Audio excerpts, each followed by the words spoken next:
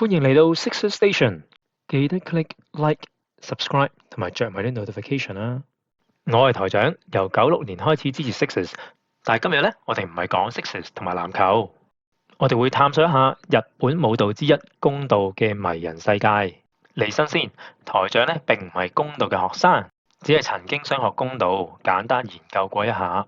雖然我最後冇學到，但我覺得咧弓道咧好值得推廣。而家好多小朋友去學空手道啦、柔道啦、跆拳道等等，其實我覺得咧學弓道咧仲特別、仲優雅。咁咩弓道呢？弓道嘅意思就係弓之道，係日本傳統武道之一，同劍道、柔道同空手道並列。不過弓道同某啲注重格鬥嘅武術唔同，佢更加着重精準度、心靈嘅修煉同埋精神嘅提升。雖然弓道可能冇劍道、柔道同空手道咁廣為人知，但喺日本文化入面咧，都一樣佔有一個好特別嘅位置。可能你喺日本流行文化，例如動畫、漫畫同埋遊戲入面都見過，有啲角色咧經常都用弓道嚟象徵紀律同埋優雅嘅。弓道可以話係一種藝術傳統同運動嘅結合。簡單上少少歷史堂啦，弓道嘅歷史同日本武士嘅傳統息息相關。喺封建時代，和弓係武士同兵士喺戰場上面嘅重要武器。譬如喺遊戲《信長之野望》嘅好幾個版本咧，毛利元就同佢嘅啲仔咧，吉川元春、小早川隆景咧，都係弓箭 S 級㗎噃。不過隨住火器取代傳統武器，弓道咧漸漸就由一種作戰技能演變成一種高雅嘅藝術形式啦。去到江戶時代，弓道成為咗一種儀式性同冥想性嘅練習，深受禪宗佛教嘅影響。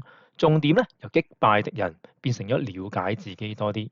至於喺現代嘅日本咧，弓道咧就被視為一種文化傳統同埋運動，有好多高中同埋大學都有弓道部，並且喺各個 level 咧都有比賽嘅。不過對於好多練習者嚟講咧，弓道唔只係射中個靶咁簡單，仲係一種個人成長、自律同埋內心和諧嘅途徑。弓道唔單止聯繫住日本嘅歷史，仲喺步伐咁快嘅世界入面，為弓道練習者提供咗一條獨特嘅心靈修煉之路。而家我哋一齊嚟睇下，令弓道成為一種咁吸引嘅武術嘅裝備同埋服裝啦。首先係和弓 Yumi， 和弓係唔對稱嘅，長7尺3寸，拎起之後咧，一般比射手高成一半。傳統上咧係用竹同埋木製造而成，現代嘅版本咧可能仲會用玻璃纖維等合成嘅材料咧嚟增加佢嘅耐用性，但係製作工藝咧依然都係一絲不苟嘅。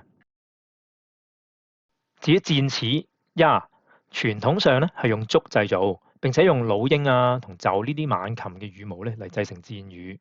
現代版本咧就有用鋁合金啦或者強化碳纖維造成嘅箭矢，逐漸咧喺學生之間流行啦。箭羽亦都唔限於用猛禽嘅羽毛啦，原來鳥嘅羽毛咧又有分左彎同埋右彎嘅喎，選擇嘅羽毛咧係會影響箭嘅飛行。箭矢前進時順時針旋轉嘅咧就叫做甲矢，係呀，相反嘅咧就叫乙矢 Otoya。箭仲可以根據射手嘅身形同埋力量度身訂造。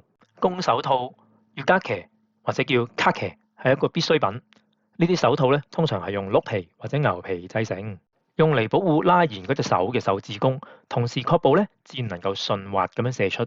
至於服裝，練習者通常會着傳統嘅弓道服，包括褂 Hakama， 係一條好闊而且有摺嘅裙褲，上身咧就會着一件 Keikoki 溪鼓着。女性嘅射手就會佩戴胸擋 Muniate， 用嚟保護胸部咧免受弓弦嘅衝擊，又唔會影響佢哋嘅動作靈活性。由弓箭到服裝，每一件裝備咧都體現咗弓道嘅優雅同埋紀律精神。佢哋唔單止係工具，仲係弓箭手嘅身體同埋精神嘅延伸。弓道係一種充滿儀式感嘅練習，每一個動作都有佢嘅意義。射箭過程由尊重同專注開始，亦都由尊重同專注結束。等我哋一齊睇下一次完整嘅過程啦。禮，鞠躬以表示敬意。儀式由禮開始，射手喺進入射箭區之前會鞠躬行禮。姿勢，調整站姿。鞠躬之後，射手以正確嘅站姿企定，呢一步確保身心都準備好啦。日卒雞，準備箭矢。射手會將箭搭上弓弦，通常射手會攞住兩支箭，一支係用嚟射擊，另一支咧係準備好進行下一箭嘅。一支係頭先提過嘅甲矢 Haya， 另一支咧就係乙矢 Otoya 啦。8節射箭嘅8個基本步驟，弓道射法嘅核心係8節，即係射箭嘅8個基礎步驟。每一步咧都需要經過仔細練習，以確保正確嘅姿勢同埋專注。以下係8節嘅詳細步驟。Ashibumi 企穩姿勢，射手步入射箭嘅位置，將雙腳成60度角企穩，亦係平衡同姿勢嘅基石。Dojukuri 調整身體，射手調整姿勢，確保身體直立，膊頭放鬆，將全身嘅重心放喺腰部中心，並將心氣歸於丹田。Dojukuri 係核心動作，係決定射箭好壞嘅關鍵。Yugamai 準備弓箭，射手攞住弓同埋箭矢，檢查握弓同箭嘅位置。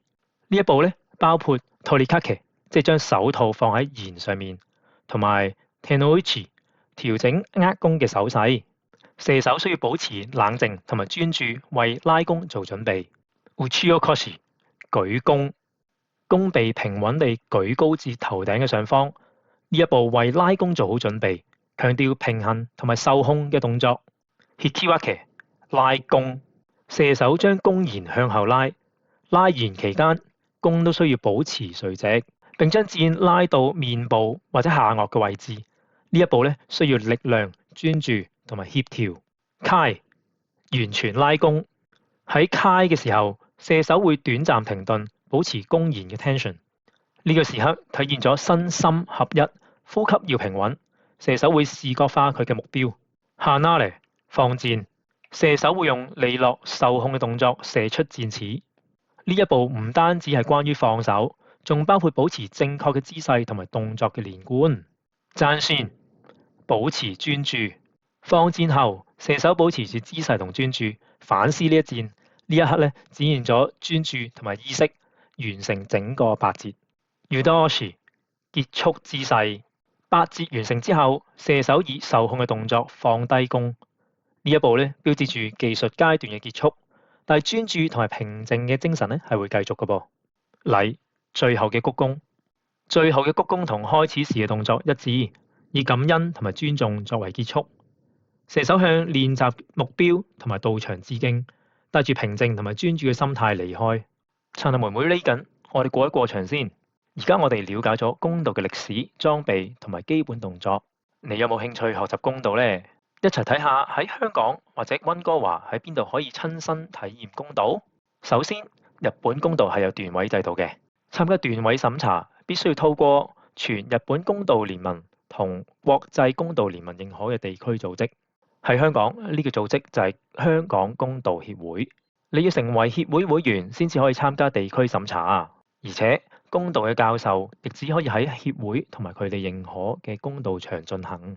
以下係香港弓道協會嘅認可道場嘅資料，我都會喺條片下面貼翻啲資料出嚟嘅。觀塘偉業街有2個道場，有一個喺錦上路，屯門陳瑞之中我都有一個，即係滄海桑田啊。題外話，要喺學校推廣一項運動，其實只需要一個好有魄力嘅人嘅啫。至於溫哥華都有 Vancouver Kudo Club。佢哋係 Kudo Association of Canada 同埋國際弓道聯盟嘅會員，係加拿大入面為數不多能夠提供28米射程距離嘅道場。個道場喺 Vancouver Japanese Language School。我仲喺 research 期間發現咗呢個新嘅弓道會，加拿大學生弓道部 Canada Students Kudo Club， 似乎係面向年輕人嘅弓道部。我見佢哋嘅 committee 咧都好後生。地點喺 Coquitlam 嘅東漸子 Tosenji。俾埋大家研究一下，多個地方多個機會。今集介紹日本弓道嘅節目就到此結束啦。由豐富嘅歷史到優雅嘅儀式，弓道唔單止係射箭，佢仲係一種修煉專注、紀律同埋尊重嘅藝術。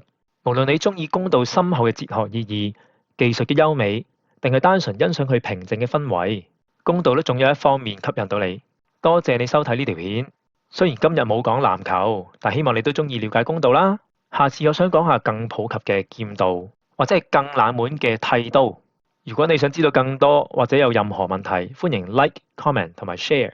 仲有要 subscribe 埋 Sixers Station，等睇更多關於呢啲話題嘅影片啊！